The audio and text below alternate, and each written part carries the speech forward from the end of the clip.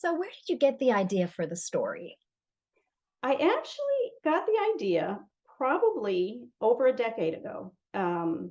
I was at a job, and one of our supervisors had, and this was with research with patients with borderline personality disorder, and one of the supervisors had mentioned, "Gee, wouldn't it be nice if somebody wrote a novel, coming from a positive perspective of borderline personality disorder, as opposed to what you see a lot of in Hollywood, the fatal attraction, boiling bunny heads and, that's chasing with, butcher knives and that sort of thing." And I remember thinking at that time, I want to do that. That's what I want to do.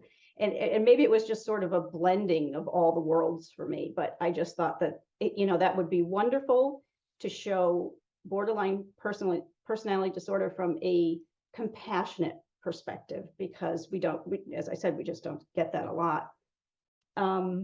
So if I may, I'd like to read a passage too, because I thought I had incorporated this into the book.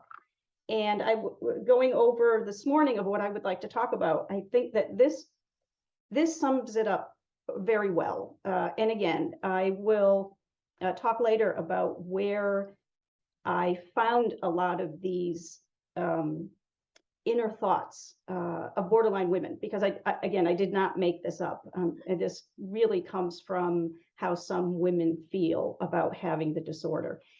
So this is taken later in the book, page 210, when Anna is explaining to her husband, Tony, how it feels to have borderline personality disorder. And she says, "What I'm saying is it's hard to describe how it feels to turn yourself inside out, to discover there's nothing good there. It fills you with so much contempt for yourself, so much hopelessness, that you lash out at everyone around you, especially the people who love you the most." I futz with my shirt again, then gently rub my arms. "I won't say I don't know the difference between right and wrong. It's more like I convince myself it's okay to hurt other people because I hurt, because all that matters in the heat of that moment is stopping the thoughts that tell me I'm a worthless piece of shit." And again, a lot of those are quotes from genuine women with the disorder. So, and I think it takes you right into that world, that you share the pain with them of what it feels like. Yes, and that comes across very clearly in your book.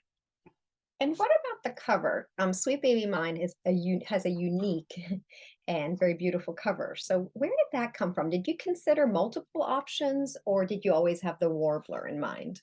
I always had the warbler in mind. I really had my heart set on the warbler, that theme that ran through the story, that would be, and I thought that once readers read the book, then the cover would really resonate with them. The warbler is, when the warbler comes into your life, what it's trying to tell you as a spirit animal is that it's time for you to lift your voice.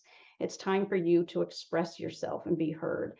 And I think for Anna, and for her role as a woman in that story and finding herself, I think that chapter was that was her mirror middle. That was very significant for her, that she helped that bird, and that entire event was saying to her, it's your turn. It's time for you to make your voice heard. So It's definitely a special moment in the book.